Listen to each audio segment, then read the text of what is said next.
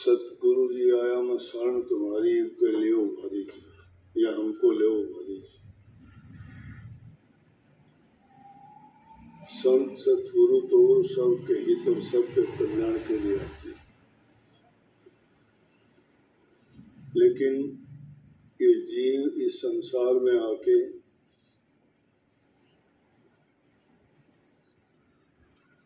अपने स्वार्थ से बस ऐसा वशीभूत हो जाता है कि इसको पता ही नहीं रहता मैं क्या करता हूँ। माया ऐसी पट्टी बांधती है इसको, उसके सिवाय कुछ दिखाई नहीं देता। इसलिए रूह पुकार करती है कि हे सतगुरु, मुझे इस संसार के प्रपंच से बचाना, उभारना। और मैं ये कहा करता हूँ कि आदमी की लगन जब सच्ची होगी तो गुरु की मदद उसके साथ लगातार मिलती रहेगी। गुरु से अगर उसका थोड़ा सा भी भाव गिराना और काल के पंजे में फंसाना।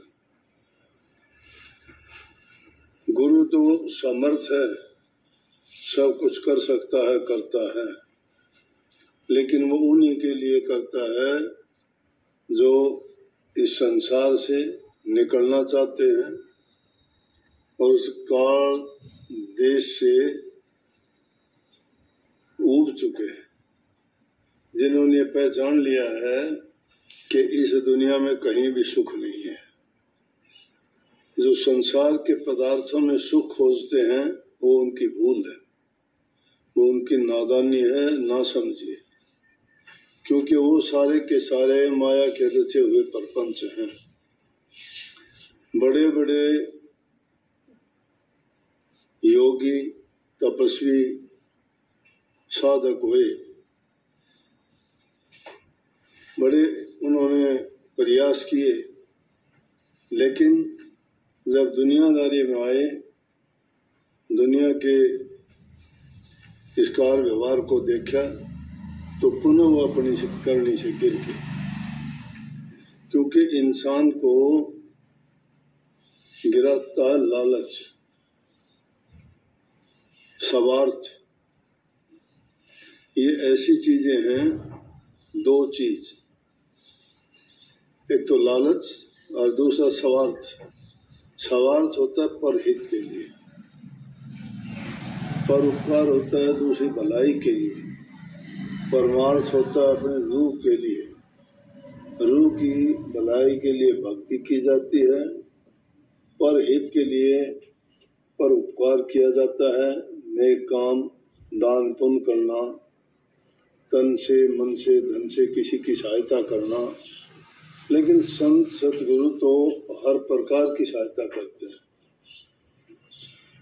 वो उसको तन से सेवा का मौका देके तन के रोगों से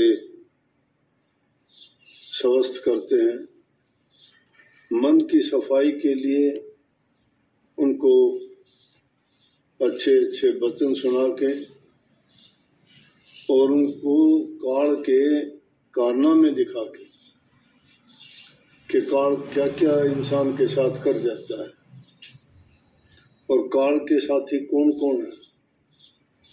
ये जो नाम लिया ये सभी काल के साथी हैं। इच्छा है, आशा है, तृष्णा है, ममता है, ये इस जीव को बांध लेते हैं और स्वार्थ के गड्ढे में ऐसा गिरते हैं कि स्वार्थी इंसान किसी का भी नहीं रहता। स्वार्थी इंसान सिर्फ अपना होता है, ना माँ बाप का रहता, ना भाई बंधु का रहता, ना कोई मित्र का रहता। स्वार्थी इंसान होगा, मित्र के साथ दगा कर जाएगा, लालची होगा, लालच के लिए कुछ भी कर सकता वो इंसान। क्यों कि ये खेल बताया ना, काल के रचे हुए प्रपंच है ये। तो इन चीजों से उभरने के लिए सदगुरु की जरूरत पड़ती है। उनका संग उनका सानिध्य, उनका वचन का सुनना और उनके कहे हुए वचनों का पालन करना। गुरु के वचन से जो गिर जाता है वो उभरता नहीं, चाहे लाख कोशिश करो। जिन जिन ने गुरु के वचन की अवहेलना की, एक भी ऐसा उदाहरण बता दो कि दुनिया में कोई बचा हो। गलती अलग चीज होती है, जानबूझ के जो किया जाता है वो गलती नहीं, अपराध की सूची में आता है। जानबूझ के जो इंसान करता है वो अपराधी है, अनजाने में होता है वो अपराधी नहीं, वो उसकी गलती है, भूल है, चूक है उसकी। लेकिन एक इंसान को पता है कि मैं ये जो काम करने जा रहा हूं ये सही नहीं है। अगर वो अपनी अंतर आत्मा से पूछे ये चीज, मन से नहीं, मन तो कहेगा कर, मन तो ले डूबेगा। और पंडित, राजा और भूपति ये किसी के काम नहीं आते, राजा के काम आओगा। इंसान सच्चे मन से और उसका जो हित करके काम है वो अपने रूह के लिए है। क्योंकि दुनिया की जो चीजें हैं वो ना साथ चलने वाली हैं, ना उनका सुख देने वाला उनमें गुण है कोई। जिस चीज को देखोगे, एक भी चीज बताओ थोड़े समय के लिए तो आपको अच्छी लगेगी, उसके बाद में दुख में बदल जाएगी। कितने बड़े बड़े हुए, सब के सब धराशायी हो गए। धनवान बड़े बड़े राजे महाराजे, उन चीजों को देखी तो राजे महाराजाओं ने भी राजकाज को तज दिया, समझ आ गई।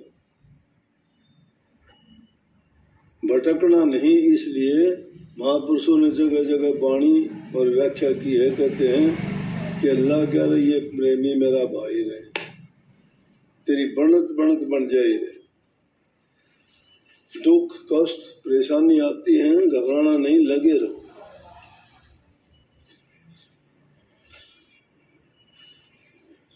लगे रहोगे, संभाल जरूर होगी।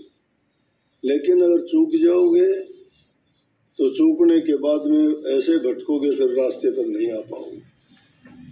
और आओगे जब तक, तब तक सब कुछ बर्बाद हो चुका है। इसलिए समय रहते हुए इस जीव को ये सोचना चाहिए कि मेरा लक्ष्य क्या था होने का। इसलिए कहते हैं ना कि संतों के दरबार में जाइए बारंबार, भूली वस्तु लखा दे, सतगुरु है दाता। वो भूली हुई वस्तु है क्या? ये इंसान की भूल है कि आया था किस काम को, कर बैठा के बाद क्या मुखले मिलिए राम सिर खाली दोनों हाथ। दुनिया में जब आते हैं बहुत कुछ लेके आते हैं। इंसान का चोला बड़ी कठिन से, बड़ी मुश्किल से। स्वामी जी महाराज की वाणी है, ये तन तुमने दुर्लभ पाया, कोटि जन्म जब भटका खाया, या को अब व्यर्था मत खो, छिन छिन चेतो भक्ति कमाओ, भक्ति करो तो गुरु की करना, मार्ग शब्द गुरु से लेना, शब्द मार्गी गुरु न होवे तो झूठी गुरुआई ले। शब्द मार्गी गुरु नहीं मिलता है तो इस जीव का कार्य सिद्ध नहीं होता। साधना पड़ता है, पहले तन को साधना पड़ेगा, फिर मन को साधना पड़ेगा, तब सूरज सधेगी। अब सीधा ही कोई ये समझे कि गुरु से नाम मिल गया, मैं 2 मिनट 4 मिनट ध्यान में बैठूंगा और गुरु के दर्शन कर लिए मेरा बेड़ा पार हो जाएगा, नहीं होगा। लोगों के लिए यह है कि नीत खराब कर लेते हैं, ये बहाने लगाते हैं, कभी किसी चीज का कभी किसी चीज का। जब यूं बताओ जिस परमात्मा ने हमें सब कुछ दिया, जब उसको ही भुला दिया तो इंसान का हम क्या एहसान उतारेंगे? क्या मायने रखता है गुरु?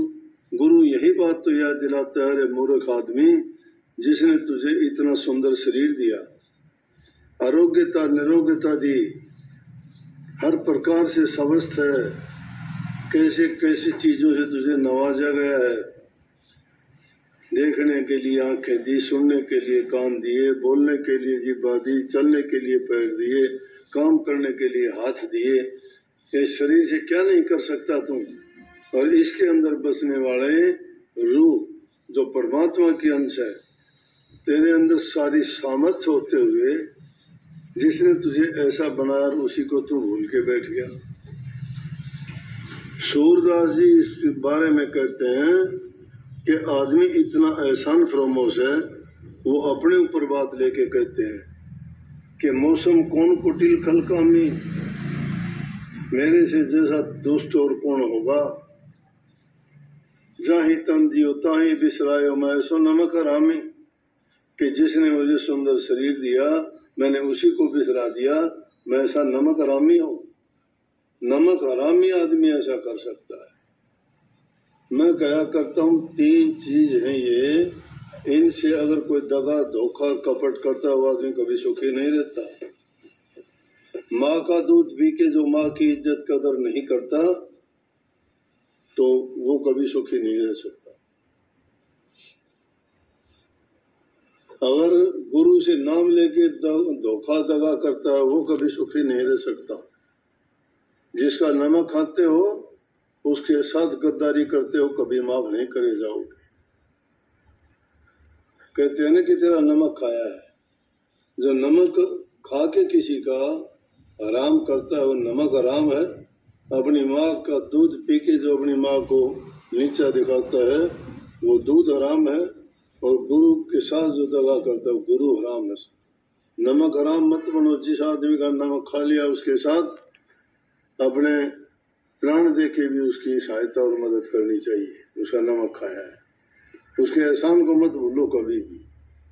कभी भी अपनी माँ के प्रति कोई बुरी भावना कभी ना लो। तुम्हारी माँ है, तुम्हें पैदा करने वाली है, चाहे वो कैसी भी है, तुम्हारी माँ है। दूसरे के लिए कुछ भी हो सकती है, तुम्हारे लिए तुम्हारी माँ है। उसके कर्मों को ना देखो, उसके रिश्ते को देखो, तुम्हारे साथ रिश्ता क्या है। तो कभी भी अपने माँ के प्रति नीचे विचार दुर्भावना नहीं रखनी चाहिए, और गुरु के प्रति गुरु जो कहता है वो करना चाहिए। गुरु से डरो घात जो करता, गुरु को मानस रूप समझता, सो जीव जानो अपघाती, उन संकाल कर उत्पाती। गुरु के साथ जो डरो और घात करता है, गुरु से तिके डरो और घात करोगे, गुरु के वचन को नहीं मानना, गुरु के नियम को तोड़ देना, गुरु की मर्यादा में नहीं रहना। गुरु का क्या घटता है? अगर उसे गलत जाते हो, नहीं मानते हो, नुकसान तो तुम्हारा, सत्यानाश तो तुमने कर लिया। अनजाने में हुई वो भूल थी, गुरु के बताने के बाद तुमने वो जुल्म और पाप किया तो जुल्मी हो तुम। गुरु से द्रोह और घात हो गया, और गुरु को तुम मानस समझते हो। कबीर साहब कहते गुरु को मानस जान तेरे चरना मत को पान, से नर के जाएंगे जन्म जन्म हो स्वान। कैसे नर आदमी तो नरकों में जाएंगे और जन्म जन्म कुत्ते का जन्म मिलेगा उनको। और दुनियादारी की बातों से फिर नहीं घबराना, नहीं डरना। जब नेक रास्ते पर चले हो, दुनिया तुम्हें भटकाने की लाख कोशिश करेगी। तुम्हारे घर में ही ऐसे आदमी पैदा हो जाएंगे, अरे तुम्हारे लालच के लिए, तुम्हारे स्वार्थ के लिए, तुम्हें डबोने के लिए तुम्हारे सारे साथी हो जाएंगे। गलत काम कोई करोगे, तुम्हारे घर वाले तुम्हारा साथ देते, तुम्हारे साथी नहीं, तुम्हारे दुश्मन है। क्यों? उनको पता है कि तुम गलत करते हो और फिर वो साथ देते हैं। किसी जमाने की बात है, एक लड़का स्कूल से कलम चुरा के ले आया। उसकी माँ ने कह दी रख दे बेटा, कल लेके मत जाना, नहीं वो लड़का तेरे पहचान लेगा अपनी। उसको चोर बना दिया। वो कलम चुराते चुराते बड़ी चीजें चुराने लगा। एक बार ऐसा समय आ गया कि बड़ा ठग और डाकू बन गया और उसके लिए वो बड़े बड़े जुल्म करने लग गया। फंस गया लालच में, भटक गया रास्ता। इसी तरह से उसके हाथ से कुछ बहुत बड़ा पाप हो गया, वो पकड़ा गया। राजा ने सजा दे दी, मौत की, फांसी तोड़ उसको। फांसी पर जब चढ़ने लगा, आखिरी इच्छा पूछी गई कि बता तेरी आखिरी इच्छा क्या है। कहते हैं कि जब फांसी तोड़ते हैं तो उसकी आखिरी इच्छा पूछते हैं, बता तेरी क्या है। बोले मेरी आखिरी इच्छा ये है, मेरी माँ से बड़ा प्यार था, मेरी माँ को बुला दे। उसकी माँ को बुलाया गया। कहने लगा माँ तेरे से बड़ा प्यार था, जिस दिन मैंने चोरी की थी उस दिन मेरी माँ अगर मुझे ये कह देती कि बेटा गलत है, ऐसा ना कर, तो मेरी आज ये फांसी नहीं टूटता। ये मेरी माँ की जबान थी जिसने मुझे डाकू और ठग बना दिया। तो जो तुम्हारे गलत काम में तुम्हारी मदद करते हैं, तुम्हारे साथी, तुम्हारे मित्र, तुम्हारे परिवार के नहीं। गलत काम कोई भी करते तुम्हें गुरु मना कर दिया, रोक देगा, रोक देगा। तुम गुरु से डरो कर जाओगे, गुरु ने मुझे रोक दिया, नहीं तो पता नहीं क्या करता, क्या हो जाता। गुरु से डरो और घात है। गुरु को क्या लालच और क्या स्वार्थ था, लेकिन गुरु ने तेरे हित की बात कही थी, लेकिन तूने हित को नहीं, तूने गलत बात मान के और गलत रास्ते पे चल पड़े। और जब तुम सही रास्ते पे भक्ति के मार्ग में चलोगे, तुम्हारे घर के ही दुश्मन हो जाएंगे। ये सत्संग में जाने लग गया, ये मोढ़ों के पास बैठने लग गया, क्या मिलेगा इसको। ये हालत मेरे साथ गुजरी है, मैं दूसरे के नहीं बताया करता, बहुत से तजर्बे मैं खुद के बताता हूँ। तुम्हारे ही भाई बंधु, तुम्हारी पत्नी, तुम्हारे बहन, चाचे, ताऊ ही तुम्हारे दुश्मन हो जाएंगे। तो मेरा कहने का मतलब, जब ज्ञान के रास्ते पर चलते हो, तुम सही मार्ग पर चलते हो, तुम्हारी मदद जो करता है तुम्हारा मित्र है, तुम्हारा सखा है, तुम्हारा हितैषी है, तुम्हारा वो हर प्रकार से मददगार है। और जो तुम्हारे रास्ते में रोड अटकाता है, उस सबसे बड़ा दुश्मन है,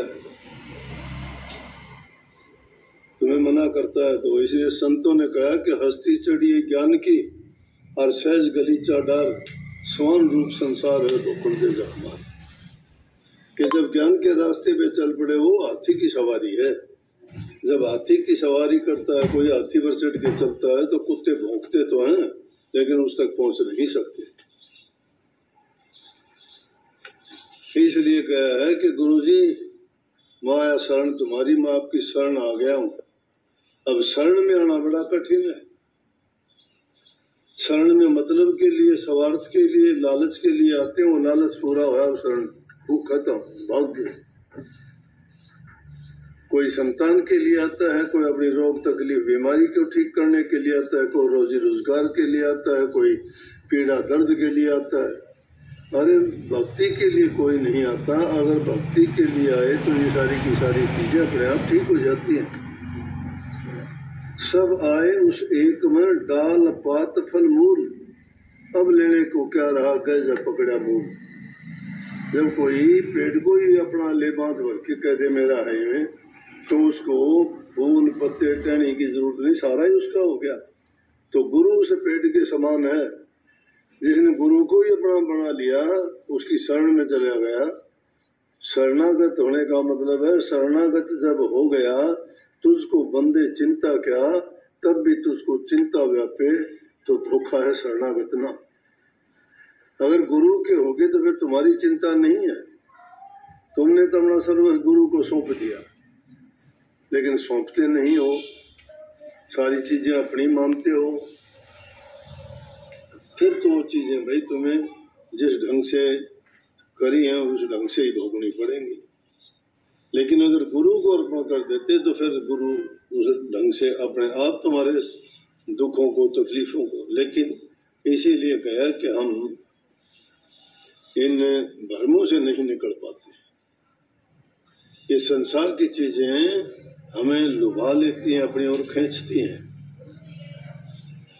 और हम उन्हीं की ओर आकर्षित होकर चले जाते हैं, क्योंकि उनमें रस है। रस इंद्रियों का भोग है, वो दिखाई देता है, संसार का रस अच्छा लगता है, तो वो रस भावा तो वो रस नहीं पावा।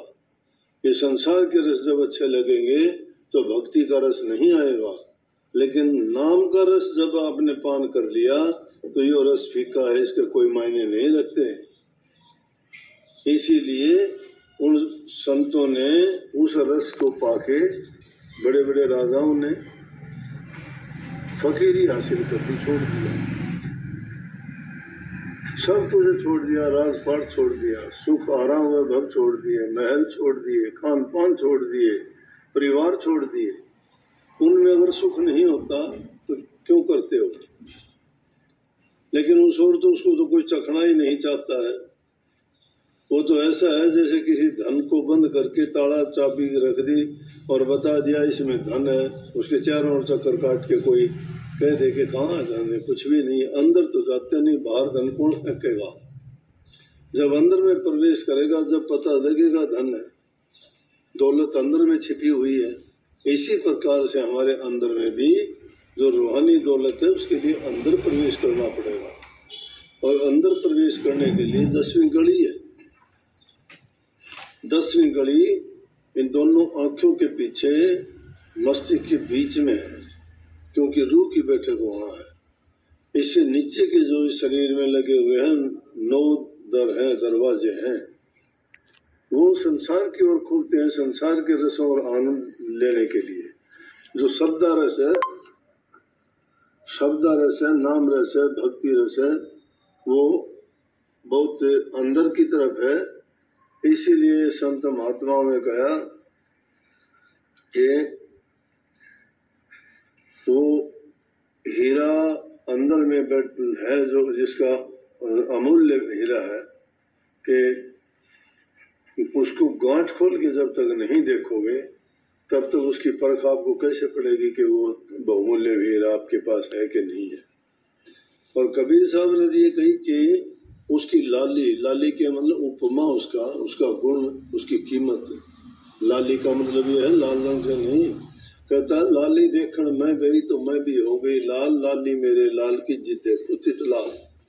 कि जिसको वो रस मिल जाता है उसको सब कुछ ही प्रभु का रूप नजर आने लगता है, क्योंकि उसने उसका दीदार कर लिया। जब उसको पा लिया तो उसी रंग में वो रंगा गया, क्योंकि रूह वहीं से आई थी, और रूह जब इस काल देश से निकल के पाकर साफ पवित्र होगी तो इसका रंग उसमें ही मिल गया, अरंग हो गई है। उसमें रंग में रंग मिलने से जैसे बूंद सागर में मिल गई, उससे जुदा होके आई थी। संसार के काल देश में आने के कारण उस पर दाग लग गए थे माया के, वो कलमल दाग सब छूट गए नाम के सुमन से। अब ये पाक साफ और पवित्र होगी, और उस पवित्र होने के कारण वो अपने निज घर पे पहुंच गई, जहाँ इसका ठिकाना था, जैसी थी वैसी होके वहां मिली। इसलिए इसको कही है कि अंदर में जब प्रवेश करोगे तो ही उसका दीदार कर पाओगे। बाहर घूमने से, बाहर की बातें बढ़ाने से, कहीं सुनी सुनने से, किताबों के लेख देखने से या किसी के वचनों की नकल करने से नहीं बात होती।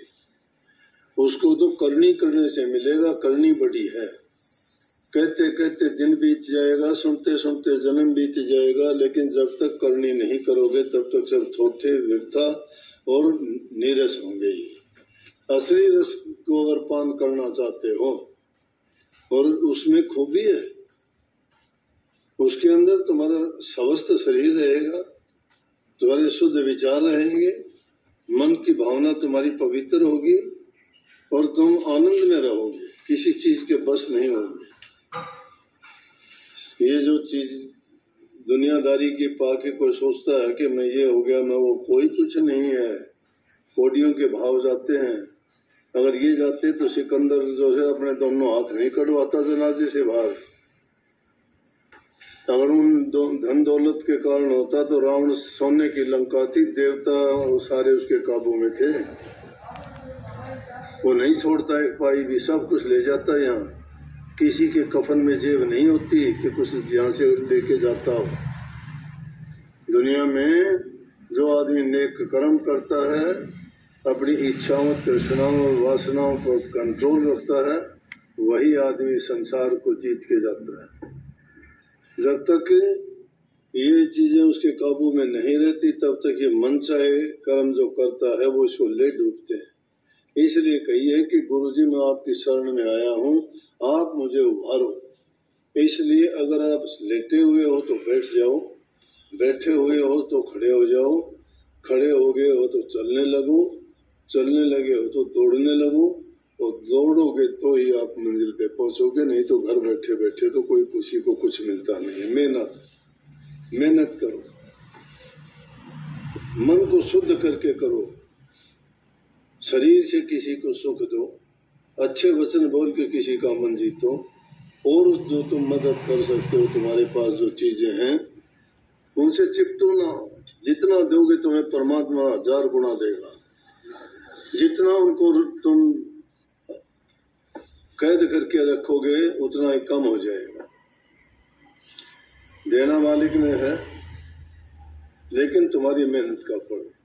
मेहनत जो नहीं करेगा उसको कुछ नहीं मिलता, और नहीं तो जिसको ऐसे मिलता है ऐसे ही चला जाएगा। इजी कम इजी को आसानी से जिसको मिलता है यूं ही चला जाता है। इसलिए सीधी बात यह है, किसी को धन देने की जरूरत नहीं है, उसको बुद्धि दो, उसको ज्ञान दो,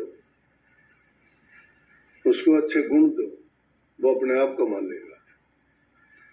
जिसके पास ये चीज नहीं है, धन दोगे उसको भी बर्बाद कर देगा, गलत रास्ते पे लगा देगा, शराब कबाब में लगा देगा, खोटे मंदे और कर्म शुरू कर देगा, और उस धन को या तो चोर लेके जाएंगे, या ठग लोग ठग लेंगे, या डॉक्टर हकीम, तुम्हें रोग ऐसा लग जाएगा कि सब कुछ उसमें बर्बाद हो जाएगा। ऐसे लोग हमने देखे कि बर्बाद हो गया सब कुछ देखते देखते। इसलिए गुरु के कहे में चलना। अब गुरु को कोई लालच सवार थोड़ा किसी से, किसी ने अपना जीवन बनाना, वो गुरु की मानो, और जब गुरु की बात जिसको बुरी लगती है ना मानो। गुरु किसी पर थोपते लादते नहीं, वो तो कहते हैं तुम्हारे हित की कहते हैं, तुम्हें अच्छा लगता है तो मान लो, ना मानो बुरी लगता है तो छोड़ दो। सबको बहुत बहुत आशीर्वाद।